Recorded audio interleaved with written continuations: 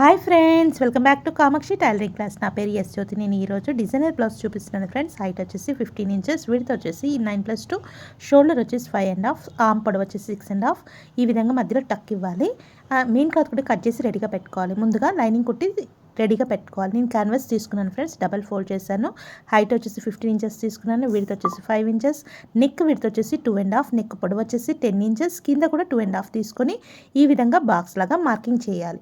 కింద నుంచి 3 ఇంచెస్ తీసుకొని ఒక మార్కింగ్ చేసి 1/2 ఇంచ్ ఎక్స్ట్రా మార్కింగ్ చేసుకోవాలి బయట సైడ్. ఈ విధంగా మనం స్కేల్ సహాయంతో మార్కింగ్ చేసుకోవాలి. చేసుకున్న తర్వాత కింది భాగంలో ఈ విధంగా లోపలి సైడ్ రౌండ్ వచ్చేటట్టుగా చూసుకోవాలి. తర్వాత 1/2 ఇంచ్ వరకు ఎక్స్ట్రా మార్కింగ్ చేసుకోవాలి. ఈ విధంగా మార్కింగ్ అయిన తర్వాత ఓపెన్ చేసి రివర్స్లో ఈ విధంగా ప్రెస్ చేస్తే మనకు ప్రింట్ అనేది పడిపోతుంది. ఆ ప్రింట్ పైన సేమ్ అదే విధంగా మార్కింగ్ చేసుకోవాలి. ఈ విధంగా మార్కింగ్ చేసిన తర్వాత కింది భాగాన నేను హాఫ్ సర్కిల్స్ అని డ్రా చేసుకుంటున్నాను. ఈ హాఫ్ సర్కిల్ కోసం నేను ఒక క్యాప్ తీసుకున్నాను ఫ్రెండ్స్. క్యాప్ లేకపోతే ఏదైనా కాయిన్ కూడా పెట్టుకోవచ్చు. ఈ విధంగా క్యాప్ సహాయంతో నీట్గా వస్తుంది. ఈ విధంగా మార్కింగ్ చేసుకోవాలి.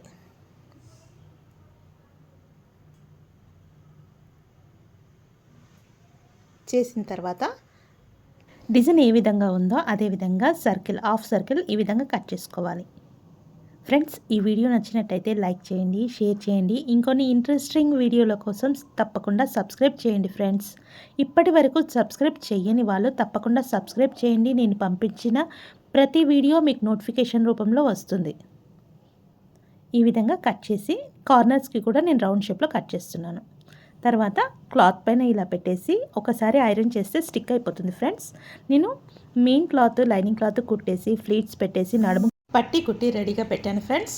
తర్వాత నేను డిజైన్ అనేది రెడీ చేసి పెట్టుకున్నాను కదా, మధ్యలో టక్ ఇచ్చాను. ఆ టక్ మెయిన్ క్లాత్కి ఉన్న మధ్యలో టక్ రెండు సమానంగా పెట్టేసి కదలకుండా ఆల్ పిన్స్ పెట్టుకోవాలి. పెట్టుకున్న తర్వాత లోపలి భాగం మాత్రమే పావించి విడతతో డిజైన్ ఏ విధంగా ఉందో అదే విధంగా స్టిచ్ వేస్తూ రావాలి ఫ్రెండ్స్. ఆ కర్వ్స్ ఉన్నాయి కదా, ఆ మూల దగ్గరికి అంటే కార్నర్కి వచ్చినప్పుడు నీడిల్ అనేది మధ్యలో పెట్టేసి టర్న్ చేసుకోవాలి.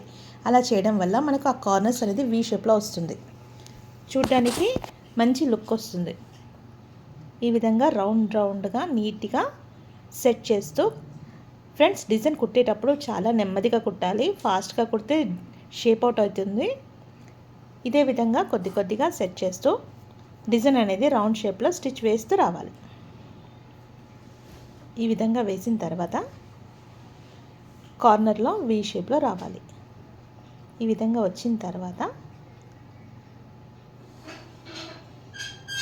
డిజైన్ ఏ విధంగా ఉందో పావించి విడతతో స్టిచ్ వేస్తూ రావాలి. తర్వాత పావించి విడత ఉంచుకొని డిజైన్ ఏ విధంగా ఉందో అదే విధంగా కట్ చేసుకోవాలి. పావించి విడత ఎందుకోసం అనగా మనము టక్స్ ఇస్తాం, టక్స్ ఇచ్చి టర్న్ చేస్తాం. టక్స్ ఇచ్చేటప్పుడు థ్రెడ్ అనేది కట్ కాకుండా ఉండడానికి పావించి విడత అనేది ఉండాలి. తర్వాత ఈ విధంగా క్రాస్గా టక్స్ ఇవ్వాలి. టక్స్ ఇచ్చిన తర్వాత ఇచ్చేటప్పుడు ఫ్రెండ్స్ మనం స్టిచ్ వేసాం కదా, ఆ స్టిచ్ అనేది కట్ కాకుండా చూసుకోవాలి. తర్వాత ఇలా టర్న్ చేసి ర్యాప్ చేసుకోవాలి.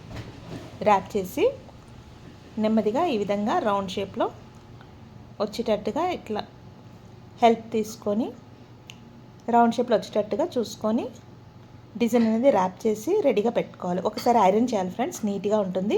ఈ విధంగా ఐరన్ చేసేసి కార్నర్కి మాత్రమే స్టిచ్ వేస్తూ రావాలి. ఈ విధంగా కొద్దిగా సెట్ చేస్తూ డిజైన్ కార్నర్లో వేయడం వల్ల హైలైట్ అవుతుంది ఫ్రెండ్స్. ఈ విధంగా డిజైన్ ఏ విధంగా ఉందో అదే విధంగా మనం నీట్గా హాఫ్ మూన్ లాగా రావాలి. ఈ విధంగా కొద్దిగా సెట్ చేస్తూ డిజైన్ ఏ విధంగా ఉందో అదే విధంగా స్టిచ్ చేయాలి. తప్పకుండా ట్రై చేయండి ఫ్రెండ్స్. ఎలా ఉందో కామెంట్ సెక్షన్లో కామెంట్ చేయండి.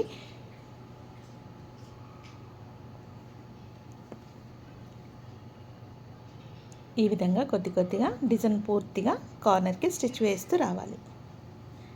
ఫైనల్గా ఈ విధంగా ఉంటుంది ఫ్రెండ్స్. Thank you friends.